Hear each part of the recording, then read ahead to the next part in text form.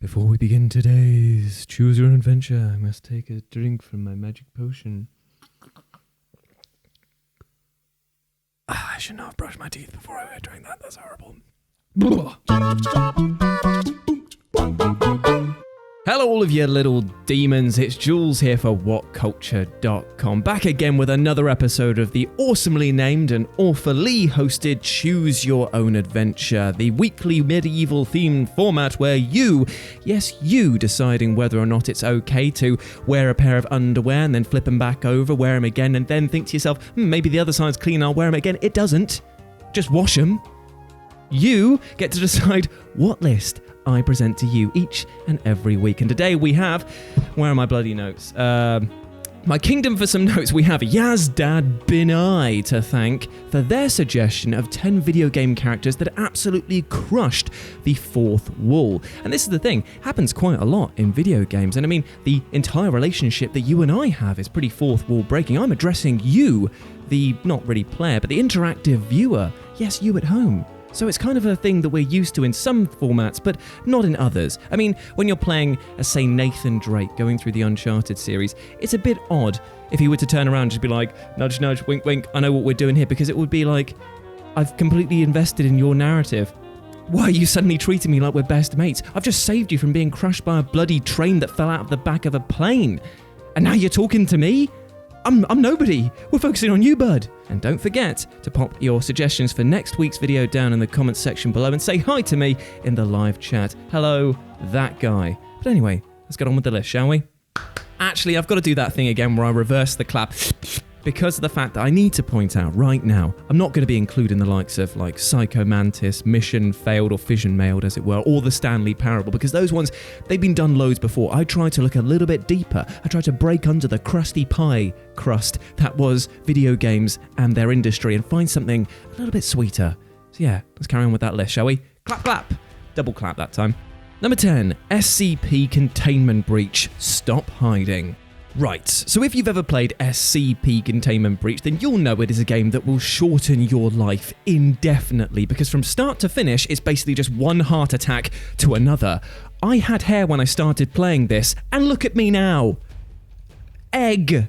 And yes, I know that the alien kind of looks like a baked potato brought to life by the magic of a 5-year-old's dreams, but trust me, when this thing appears from out of nowhere, you will scream loudly and you will die bloody quickly. However, if you try to pause the game multiple times to try and catch your breath or simply go and change your trousers, you will find that you simply can't, and the game will now display a message stating, "Stop hiding." I mean, Jesus Christ, I'm used to people laughing at me from afar, but not like this. Number 9, Eat Lead, The Return of Matt Hazard.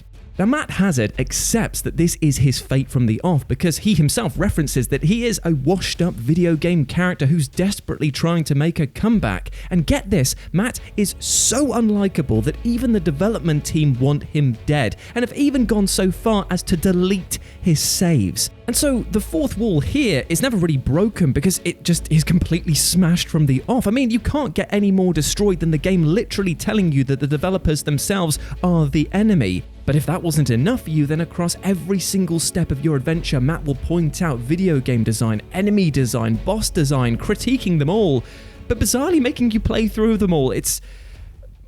my brain. My poor brain. My brain's barely covered as it is. I need all the protection I can get. Number 8, WWF Attitude on the PS1, being insulted by Triple H. Now, Triple H, or Try as they once attempted to call him, has been in a ton of WWF/E video games across his tenure with the company, yet while those games are no stranger to being broken, especially those from the last few years, fourth wall breaks aren't very common at all. But in WWF Attitude for the PS1, by selecting Try, you'd see the bronzed beefer walk to the ring, microphone in hand, and then he uses it to announce himself by going, "For the thousands in attendance, for the millions watching at home," and then he points to the screen and says, "For that one fat-ass guy sitting on the couch playing this video game." It's one of those things where if anyone else said that, I'd be like, "All right, I'll meet you in the car park, shoes off, fists up," but seeing the size of him, I don't think I could take him. Number 7, Crash of the Titans, Tiny Tiger, and Uka Uka.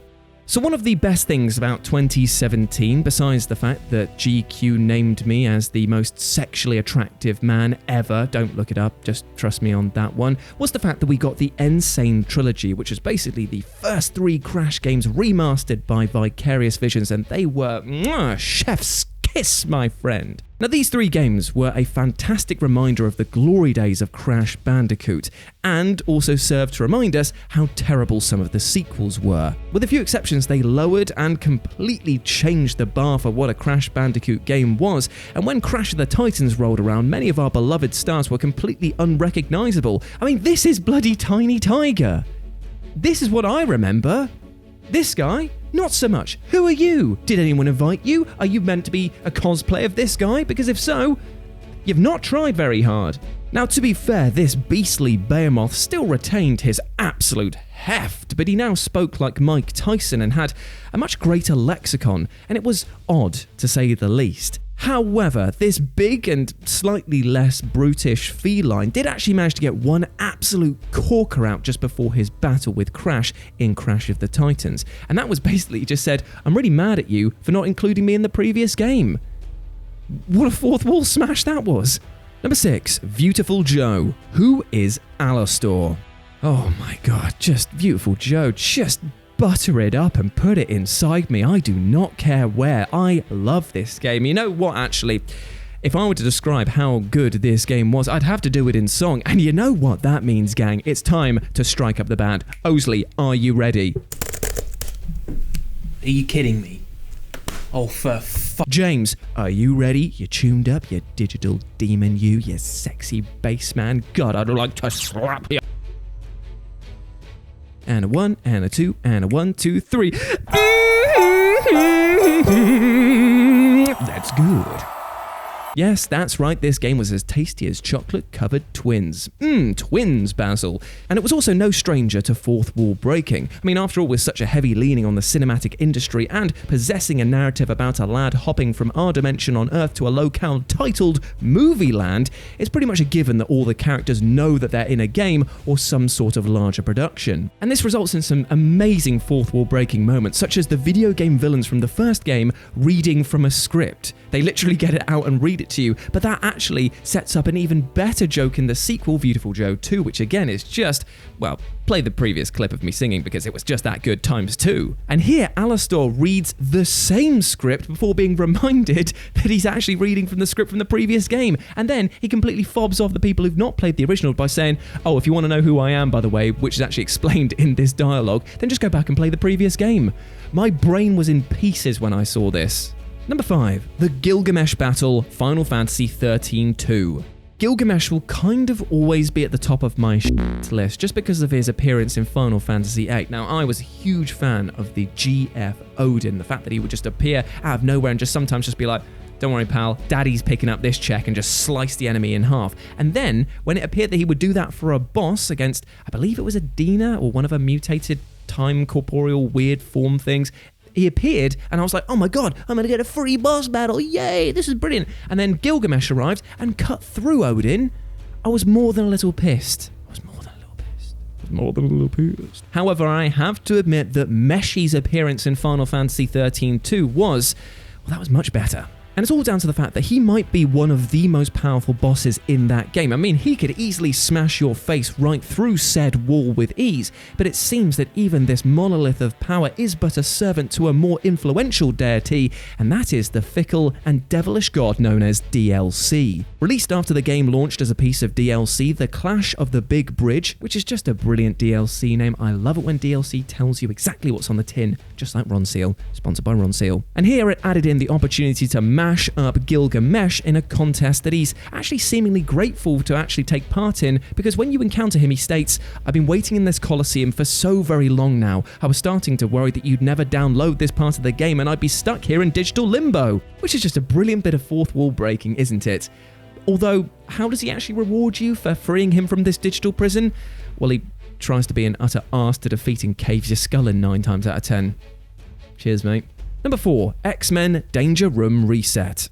In the danger room level, the player might think that it's just going to be business as usual, going from left to right and smashing piss out of anything that is in your way. And yet when it comes to what one would believe would be a natural conclusion, aka you've just turned supervillain Mojo into a pile of organs, you're presented with a message that says, reset the computer. This message drove the fan base insane as they searched high and low for anything that might resemble a computer to reset, but it wasn't anything to do with anything in-game. It was actually the Sega Genesis itself that you had to press the reset button lightly, might I add, because if you pressed it fully, you're gone. So just press it lightly and then the game would reset and you'd actually complete it. But how were you meant to know that? That was absolutely ball-breakingly difficult for kids at that time. And remember, there was no internet or widely available resources to get this information from, so people would just basically pass myths around on the playground about how to do it. It made Mew hiding under that truck in Pokemon Red and Blue look like an absolute fool in comparison. I'm still annoyed about it. I wasted way too many times. I rented this game from Blockbuster. I'm going off on a bit of a tangent now. I rented this game from Blockbuster 3 times in order to get past this. And I didn't do it. Each time I ran out my entire weekend's worth of allowance just going, why does it not work? My dad just got so annoyed that he told the person at Blockbuster that he thought it was broken. And it wasn't. Number 3, Fable, The Legend of the SANDGOOSE. If you're to believe the absolute ramblings, read lies, of Peter Molyneux, then you'll believe that you can watch a tree grow in real time, that every scar will exist on your body and you'll grow old and die in the very game itself. Absolute tosh, by the way. However, one of the side quests that you can take in this game sees you looking for an antidote for a young lad who's having a pretty bad trip thanks to some dodgy mushrooms. However, before you cure him of your visions, maybe take just a little listen to what he's saying, as if you do, you'll hear him state, "Nothing is real. We're just pixels and our brains are just numbers. Whoa." Which is actually pretty brilliant in itself. And if you listen even further, you'll hear him mutter about a character called the SANDGOOSE. Now this is the thing, the SANDGOOSE doesn't actually exist and was actually in fact a rumour made up by Lionhead Studios in order to generate hype about the Fable game, like who is the SANDGOOSE? What's he doing? Is he meant to be taking that? Is he a thief? Put it down. And things of that ilk. But it never exists, it was just a marketing ploy. So for that, it's a fourth wall break that actually influenced our purchasing decisions, and it's a lie. So I don't know if it's a WTF moment that should be approved, or one that just be like, God damn it, Peter, stop lying! Number 2, Golden Axe's ending. I love me some Golden Axe. Seriously, the original arcade game was something that just ate through my pocket money as a kid. And the story is absolute fantasy guff that I absolutely love. It's all about a group of, trio of heroes trying to take on this big bad that's called Death Adder. What a name, by the way. And then you get to choose between, Tyrius Flare, which is again, what a name. You get to choose between Gilius Thunderhead, which is just, what a name, and the best guy of, and say it with me, kids, time, Axe Battler, the Barbarian. What a name. He doesn't even battle with a f***ing axe. Beautiful. Beautiful. Oh, that hurt. However, things take a rather dramatic turn come the end of the game, because when you and your party finally turn Death Adder into a Death Lad, shut up, the screen cuts to an arcade cabinet exploding and the characters and enemies escaping into the real world. It was quite the WTF moment, because nowhere else had it been suggested that they were in a video game, and worse still, they now had our cash thanks to the coins that we put in the machine, so we'd been robbed. And number 1, DEADPOOL. Everything. So whereas most examples on this list are about times where you just really didn't expect the fourth wall to be broken, DEADPOOL really just set out from the off to destroy any notion of a fourth wall, so much so that the entire game itself becomes a huge WTF moment. The sheer amount of times that the lead will address the player and the video game situation that he finds himself in is mind-boggling, even going so far as to phone voice actor Nolan North, who is playing Deadpool in the game, to ask him if he'll play Deadpool in his game. And from there it only expands, taking the piss out of stealth kills by making as much noise as possible, discussing level designs and the boredom of taking on hordes of goons over and over, and even interfering with the code himself from time to time. It is without a doubt one of the most confident and enjoyable video games I've yet played, but at the same time, the amount of situations where it bludgeoned you over the head with these fourth wall breaking moments, well, it made me walk away feeling like I'd been kicked in the face by a horse. Still, I'd do it all again. And there we go, my friends. That was another episode of Choose Your Own Adventure. That was 10 WTF fourth wall breaking moments. Let me know what you thought about it down in the comments section below, as well as your suggestions for next week's episode, because I'd love to hear them, then grab them in, digest them, fart them out to a carrier pigeon, or take them off to the writers, bring them back in, and I'll adapt them, and then we end up here. Please do that. Also, give your boy a follow at RetroJ over on Twitter. And also, while you are here, drop what you are doing, even if it's a fork, onto your keyboard and go to Live and Let's Dice. Why? I'll tell you why. Thanks, Simon Miller. Because of the fact that I am doing live streams over there. It's my board game channel / video game channel. And I'm doing loads of live streams, doing D&D campaigns with my friends. Also, starting to play Dark Death Trap Dungeon. I always get it confused with Darkest Dungeon. But I'm playing through that at the moment. And it's a good bloody laugh. So please go over to Live and Let's Dice. But before I go, I just want to say one thing, and I'm going to break the fourth wall right down and address you at home. I hope that you are well. I know that the situation is still ongoing and it's quite stressful around this sort of time, so I hope that you're treating yourself fairly, both mentally and physically. Like, you really can do every once in a while with just taking a step back and looking at your own situation and breaking down some barriers, realizing which ones you've even put up and why. I mean, I was speaking to one of my friends the other day, and they were saying about how they were getting very angry because of this situation. They didn't understand why. Like, they were with their friend, with their family, and they were saying like, oh, I just feel really tense all the time. And it was because of the fact that he didn't know how to communicate with his family. And after speaking to him for a bit, he then was just like, right, I'm actually going to go and talk to them like regular human beings. But it was like one of those things where it seems so obvious, but you just don't realize it without somebody coming along, taking a hammer to what you think and know and just going, is it as structurally sound as you think it is? And it's okay if it's not. It's okay if you have problems and need help with stuff. Because sometimes we have to rely on other people. That's just the way that it works. You can't get through life on your own, because if you do, what happens if something goes wrong? So there's no shame in asking for help every once in a while from friends, family, and professionals in the support industry.